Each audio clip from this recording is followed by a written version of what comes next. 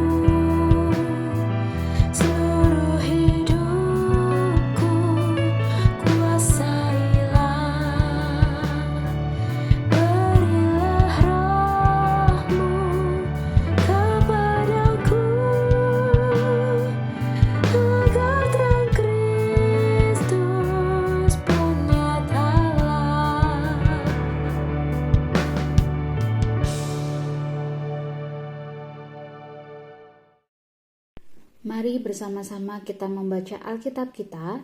Bacaan kita pada hari ini terdapat dalam Lukas pasal yang ke-18, ayat yang ke-9 sampai dengan yang ke-14 yang berbunyi demikian.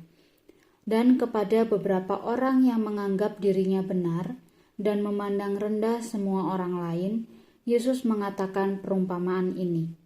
Ada dua orang pergi ke bait Allah untuk berdoa, yang seorang adalah Farisi dan yang lain pemungut cukai. Orang Farisi itu berdiri dan berdoa dalam hatinya begini, Ya Allah, aku mengucap syukur kepadamu, karena aku tidak sama seperti orang lain. Bukan perampok, bukan orang lalim, bukan pesinah, dan bukan juga seperti pemungut cukai ini. Aku berpuasa 2 kali seminggu. Aku memberikan 1/10 dari segala penghasilanku. Tetapi pemungut cukai itu berdiri jauh-jauh, bahkan ia tidak berani menengadah ke langit, melainkan ia memukul diri dan berkata, Ya Allah, kasihanilah aku orang berdosa ini. Aku berkata kepadamu, Orang ini pulang ke rumahnya sebagai orang yang dibenarkan Allah, dan orang lain itu tidak. Sebab barang siapa meninggikan diri, ia akan direndahkan, dan barang siapa merendahkan diri, ia akan ditinggikan. Berbahagialah setiap kita yang pada hari ini diberikan kesempatan oleh Tuhan untuk dapat membaca, mendengar, terlebih melakukan firman Tuhan dalam kehidupan sehari-hari. Bapak Ibu sahabat yang terkasih, saya yakin setiap hari masing-masing dari kita akan berdoa. Entah waktunya sama ataukah tidak, entah berapa kali banyaknya, yang pasti semuanya akan berdoa. Nah, berbicara masalah doa, ada beberapa hal menarik yang pernah saya alami. Ketika seorang remaja bertanya, "Setiap hari aku gak pernah bolong untuk berdoa, bercerita kepada Tuhan mengenai keadaanku, keadaan keluargaku, bahkan juga keinginanku. Tapi aku bosan, rasanya tidak ada satupun hal yang dijawab oleh Tuhan." Kalau saya mencoba memahami, mungkin daftar permohonannya yang panjang selama ini, ia merasa kok tidak ada yang dikabulkan oleh Tuhan. Padahal ia sudah berdoa. Nah, Bapak Ibu, apakah cerita sederhana ini juga pernah menghampiri atau dialami oleh kita sebagai manusia dewasa? Bacaan kita pada hari ini menempatkan dua tokoh yang diumpamakan oleh Yesus pergi ke bait Allah untuk berdoa. Kita akan melihat kembali bacaan kita pada hari ini. Pertama, Yesus menyebutkan seorang Farisi, dan yang kedua adalah seorang pemungut cukai. Mungkin pemikiran kita ketika mendengar ini akan langsung tergambar mengenai sikap orang Farisi di dalam Perjanjian Baru yang sangat sombong, dan si pemungut cukai yang dinilai sebagai orang yang berdosa. Memang benar, dalam Alkitab, orang Farisi digambarkan sebagai sosok yang seringkali menunjukkan atau menonjolkan kesalehan hidup mereka di depan orang banyak. Maka dari itu, ketika kita memperhatikan kisah-kisah di dalam Perjanjian Baru yang terkait orang Farisi, maka seringkali mereka menilai atau menghakimi orang-orang yang berbuat salah dan tidak sesuai dengan hukum Taurat. Sedangkan ketika kita beralih kepada tokoh yang kedua, yaitu pemungut cukai, sangat bertolak belakang. Dalam kitab Perjanjian Baru, ada beberapa kisah yang menunjukkan label yang diberikan kepada pemungut cukai. Pemungut cukai dianggap sebagai pekerjaan yang hina, bahkan dibenci saat itu. Nah, dalam bacaan kita hari ini, kedua orang ini digambarkan sebagai orang yang datang ke bait Allah untuk berdoa. Jika kita perhatikan apa yang menjadi isi doa orang Farisi pada ayat yang ke-11 sampai yang ke-12, kita akan menemukan 5 kata aku. Si pendoa ini menunjukkan apa yang menjadi pencapaiannya, prestasinya, siapa dirinya kepada Tuhan, dan terlebih lagi ia membandingkan dirinya dengan pemungut cukai yang tentunya dianggap sangat berbeda dengan dirinya. Doa orang Farisi ini seakan ingin menjelaskan kepada Tuhan bahwa ia lebih baik dari seorang pemungut cukai. Sedangkan jika kita membaca ayat selanjutnya, yaitu pada ayat yang ke-13, apa yang dilakukan oleh pemungut cukai sangat bertolak belakang. Bahkan ia berdiri jauh-jauh, ia tidak berani menengadah ke langit, bahkan ia memukul dirinya dan memohon ampun atas dosanya. Pemungut cukai itu datang dalam kerendahan hatinya, mengaku dosa dan menyadari keberadaan dirinya. Tindakan pemungut cukai ini menunjukkan kejujuran sekaligus kesadaran bahwa Tuhan mengetahui dirinya dan mengenal dirinya.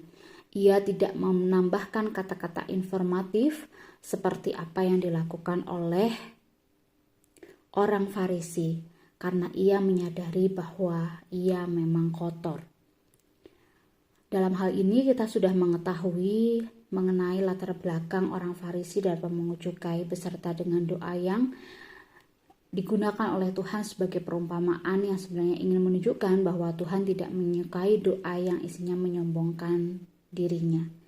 Tuhan mengendaki doa yang dilakukan dengan penuh kesadaran bahwa manusia itu memang tidak layak. Sahabat, rasanya tidak tepat jika kita menganggap doa adalah sarana penyampaian keinginan atau permintaan kita kepada Tuhan. Doa memang diperlukan. Jauh dari itu, doa adalah media kita membangun relasi dengan Tuhan. Nah, kalau kita memahami kata relasi, berarti ada dua pihak, bukan hanya satu saja. Membangun relasi bersama Tuhan bukan hanya kita berdoa menyampaikan apa yang kita inginkan, tetapi kita berusaha untuk kritis terhadap kehendak Tuhan di dalam kehidupan kita. Sifat alami manusia seperti kita seringkali menyalahkan ketika apa yang menjadi keinginan kita tidak bisa terpenuhi. Seringkali bahkan kita juga menganggap doa hanya selingan ketika kita membutuhkan pertolongan Tuhan, atau bahkan juga ada yang menganggap doa hanya sekedar formalitas belaka karena suatu kebiasaan. Di tengah kesibukan kita, seringkali doa terabaikan. Bahkan mungkin banyak dari kita yang merasa sudah berdoa tetapi kok tidak dijawab. Padahal kita sudah menceritakan semua apa yang kita minta, atau kita merasa tanpa doa Tuhan juga sudah mencukupkan kebutuhan kita. Cerita seorang remaja di awal tadi yang merasa doanya tidak terjawab, seringkali terjadi di dalam kehidupan kita. Kita enggan berdoa karena tidak dijawab oleh Tuhan, padahal kita melakukan semua yang diperintahkan oleh Tuhan. Dalam sebuah buku yang berjudul 31 Days of Praise, ada dua orang tokoh, Ruth Myers dan Warren Myers.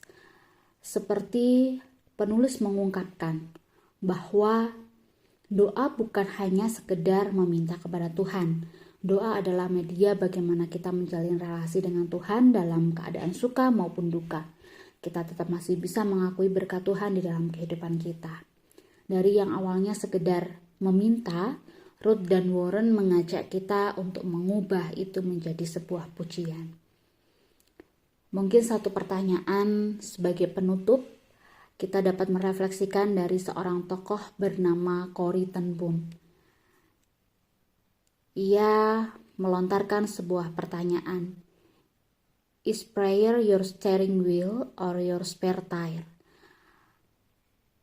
Yang maknanya atau artinya, apakah doa setir kemudi dalam kehidupan kita yang menentukan arah akan kemana jalan hidup kita, ataukah kita hanya menganggap doa sebagai ban serep yang akan kita lakukan atau ketika kita ingat untuk melakukannya karena ada suatu musibah yang datang. Nah, mungkin kita dapat menjawab pertanyaan refleksi ini dalam kehidupan sehari-hari. Amin.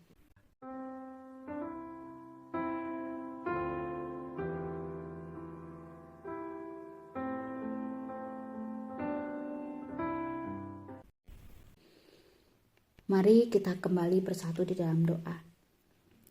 Kasih-Mu yang selalu ada dalam kehidupan kami terkadang membuat kami lupa ya Tuhan, bahwa berkat Tuhan selalu ada dan nyata dalam kehidupan kami. Seringkali kami berdoa hanya untuk mengingat keinginan dan permohonan yang kami inginkan. Mampukan setiap kami ya Tuhan untuk lebih jauh dapat memaknai doa. Doa sebagai sarana kami membangun relasi dengan-Mu ya Tuhan. Melalui doa kami dikuatkan, melalui doa kami diingatkan bahwa Engkau tidak akan pernah meninggalkan kami.